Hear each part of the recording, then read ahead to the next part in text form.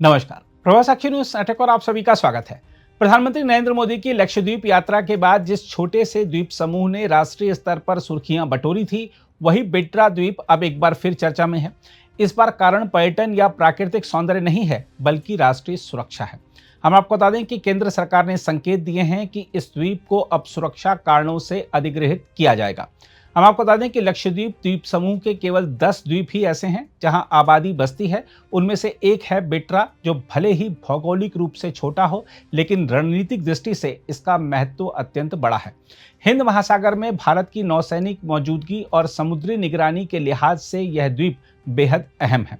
खासतौर पर चीन जैसे देश की बढ़ती समुद्री गतिविधियों को देखते हुए मोदी सरकार का मानना है कि बिट्रा को सैन्य दृष्टि से विकसित करना जरूरी है। हम आपको बता दें कि 11 जुलाई 2025 को लक्षद्वीप प्रशासन के राजस्व विभाग ने इस संबंध में सामाजिक प्रभाव आकलन यानी सोशल इम्पैक्ट असेसमेंट SIA के लिए अधिसूचना जारी कर दी है।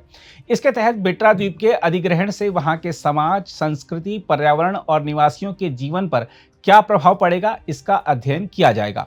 हालांकि प्रशासन साफ कर चुका है कि ग्राम सभा या जमीन मालिकों की सहमति अनिवार्य नहीं है, लेकिन लक्षद्वीप के सांसद हमदुल्ला सईद ने इस प्रस्ताव का राजनीतिक और कानूनी दोनों स्तरों पर विरोध करने की बात कही है। उन्होंने कहा है कि बिट्रा जैसे पारंपरिक और शांत द्वीप को अचानक सैन्य जरूरतों के नाम पर खाली कराने की कोशिश न केवल स्थानीय लोगों के हक के खिलाफ है, बल्कि इससे सामाजिक अशांति भी फैलेगी। सांसद सईद का आरोप है कि सरकार ने स्थानीय लोगों से कोई राय या सलाह नहीं ली और सीधे सीधे अधिग्रहण की प्रक्रिया शुरू कर दी है। वहीं प्रशासन का कहना है कि हिंद महासागर में राष्ट्रीय सुरक्षा के लिहाज से यह द्वीप बेहद संवेदनशील है। भविष्य में यहाँ किसी भी प्रकार की रक्षा सुविधाएं विकसित की जा सकती हैं, ताकि भारत अपनी समुद्री सीमाओं का और मजबूत बना सके। हम आपको यह भी याद दिला दें कि प्रधानमंत्री नरेंद्र मोदी की यात्रा के बाद लक्षद्वीप को टूरिज्म बनाम डिफेंस के द्वंद्व में देखा जाने लगा है। हाल के वर्षों में सरकार ने लक्षद्वीप को ट्रांजिट हब और नेवी फॉरवर्ड पोस्ट के रूप में विकसित करने की योजनाएं बनाई हैं। बिट्रा द्वीप पर नजर डालें तो इसकी भौगोलिक स्थिति इसे अरब सागर में भारत की रणनीतिक पकड़ को और मजबूत करने में सहायक बना सकती हैं। हम आपको बता दें कि इस छोटे से द्वीप पर करीब 105 परिवार रहते हैं, जो पीढ़ियों से वहां बसे हैं। इसलिए लक्षद्वीप के सांसद हमदुल्ला सईद इस कदम का खुला विरोध कर रहे हैं। उन्होंने एक वीडियो संदेश में बिट्रा के निवासियों को भरोसा दिलाया है कि उन्हें घबराने की कोई जरूरत नहीं है।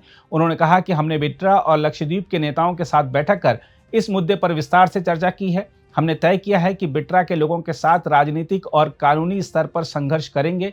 सांसद सईद ने यह भी आरोप लगाया है कि सरकार ने पहले से ही लक्षद्वीप के अन्य द्वीपों में रक्षा कार्यों के लिए जमीन अधिग्रहित कर रखी है। फिर भी बिट्रा जैसे पारंपरिक रूप से आबाद द्वीप को निशाना बनाना ना तो उचित है और ना ही स्वीकार्य।